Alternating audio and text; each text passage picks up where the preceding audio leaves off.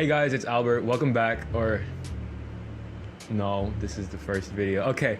Anyways, hey guys, new face. But today we're gonna be talking about the homeless problem. So where I'm from, which I will not say, not yet, homeless people pretty fucking bad. I went and played in the creek today. There's a bunch of shit in it. So it's not great. But anyways, today we're gonna be talking about a new solution to homelessness. There's a myriad of different problems that goes into creating homelessness, from extreme mental health and mental illness to, you know, having unsupportive parents and being kicked out at a young age, losing your job, or just randomly being evicted.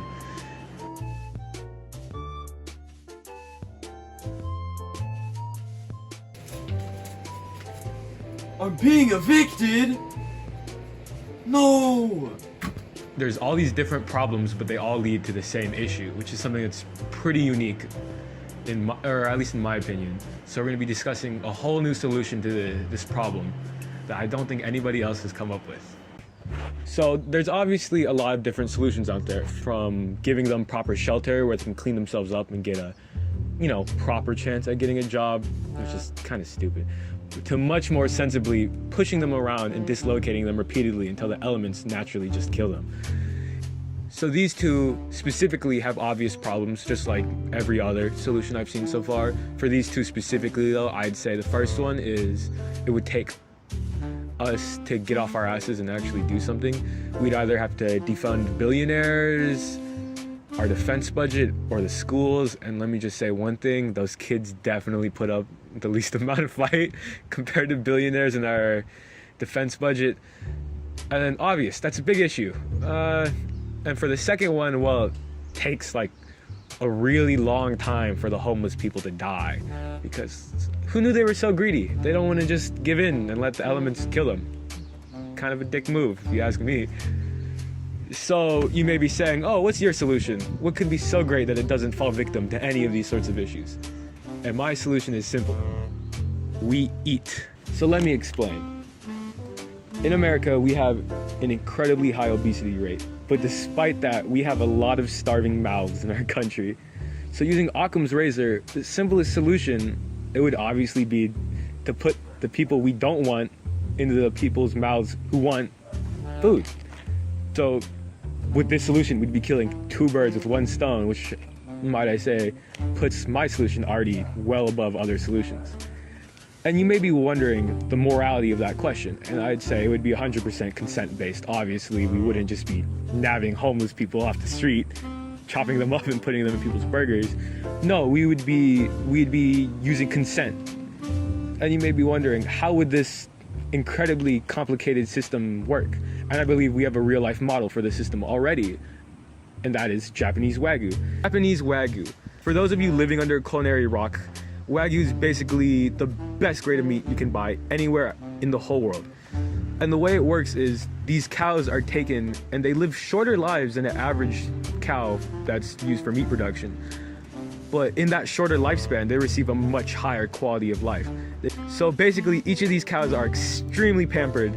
They live great lives. So what if we employ a similar system to that to homeless people? So the idea is we employ this system to homeless people. We let them trade in more time of their lives for a more luxurious lifestyle. So that way they have options. They can still choose to live a somewhat long life, especially compared to what they would have lived on the streets. Or they can live a short, just really fun life.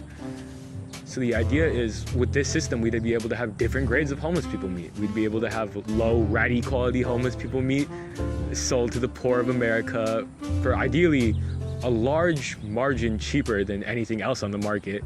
And then we'd have high quality homeless person meat that's sold to, you know, middle class to upper class Americans looking for a new experience, which would also help bolster the economy.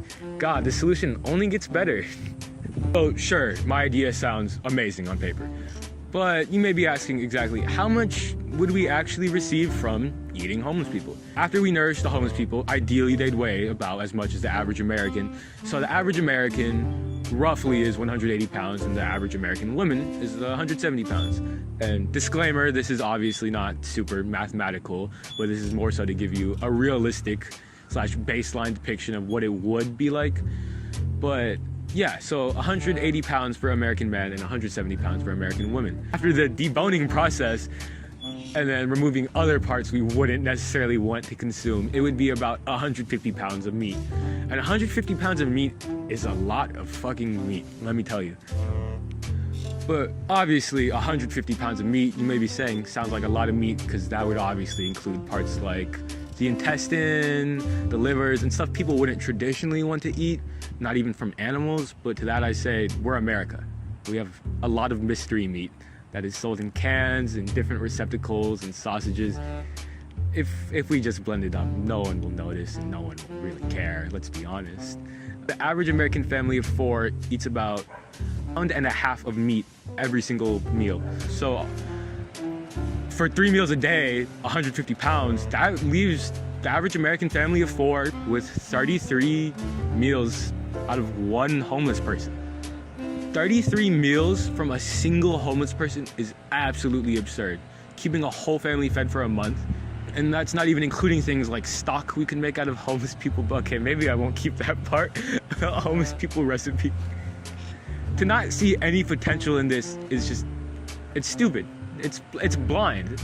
But to feed an American family of 4 for 33 days over a whole month is ludicrous. It's unheard of from just a single animal, but this solution offers something just amazing. And I think to let the morality of eating another person be the only thing hold you back would be kind of crazy. But now it's time to address the counter argument, as any good political discussion should. And the counter argument obviously is, it's morally wrong to eat homeless people. And to that I say, fuck you, grow some balls, and run up to your local governments and start telling them, we want this now.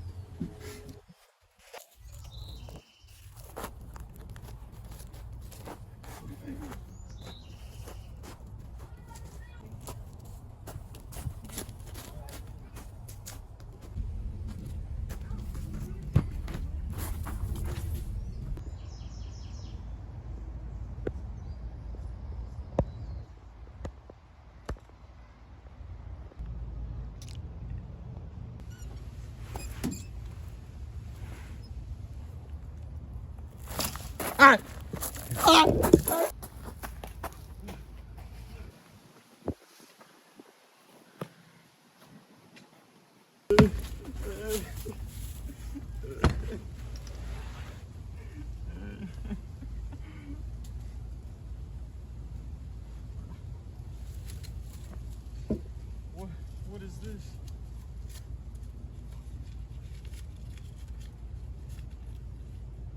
Meet me by the shed? Weird. Spelled meat wrong.